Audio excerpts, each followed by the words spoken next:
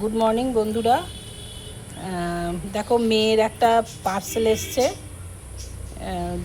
মনে হচ্ছে যতদূর পেন্সিল বক্স, কেননা ও পেন্সিল বক্স করছিল, তো অনেক জামা হয়ে গেছে।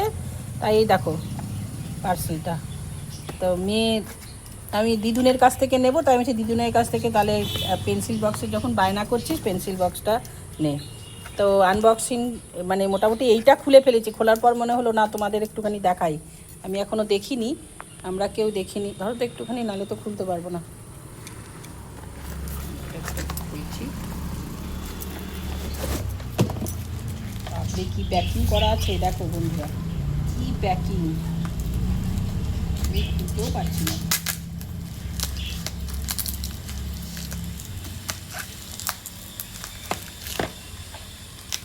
ওর এত মানে পেন্সিল বক্স আর পেন, ও ভীষণ মানে এক একজনের এক একটা ভালো লাগে না ওর এই জিনিস জমাতে। ওর জামা কাপড়ের প্রতি অত নেই, ওর হচ্ছে পেন্সিল বক্স আর পেন নেব।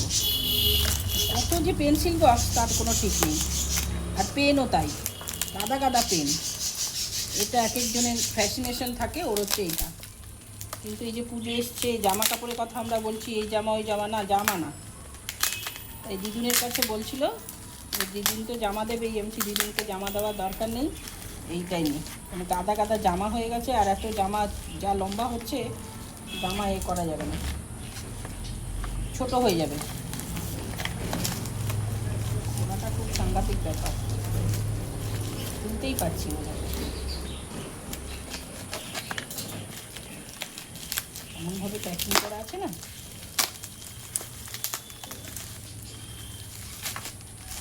খুলেছি, তারপর একটা কী লেখা আছে দেখি।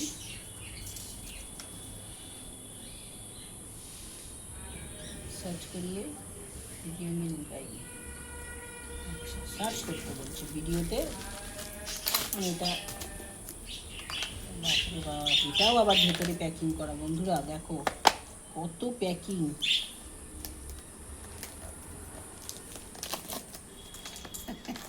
একটা জিনিসই কত প্যাকিং, বাপরে। ছোট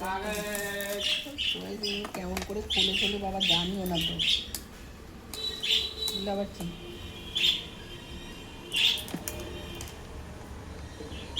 বুঝতেও পারছি না বন্ধুরা, এই খোলা ঠোলা তো বুঝতে পারছি না কোন দিক দিয়ে খোলে আর কোন দিক দিয়ে ইয়ে করে।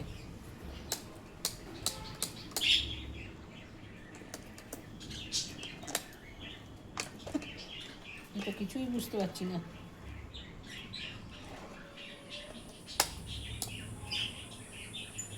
হ্যালো বন্ধুরা, কী করে খুলবো এটা? তারপরে কিছু হয়ে গেলে তখন আবার আমার উপরে চিৎকার চেঁচামেচি কান্নাকাটি করবে।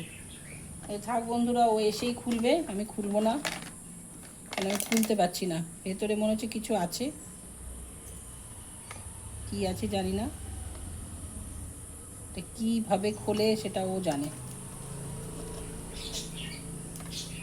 দেখো পেন্সিল বক্সটা দেখো, এরকম টাইপের আর কি, বুঝছো? হচ্ছে পেন্সিল বক্সটা। তাহলে বন্ধুরা আমার ব্লগটা এতখানি পর্যন্তই, আজকের মতো রাখলাম। পেন্সিল বক্সটা দেখালাম, আনবক্সিং করলাম বলে দেখালাম। ওটা আগে খুলে ফেলেছিলাম, আমি এটা খুলে ফেলেছিলাম না, আগে দেখিনি বন্ধুদেরকে।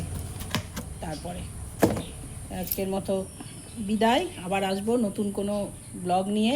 তোমরা সবাই ভালো থেকো, আর দিনটা সবার ভালো যাক।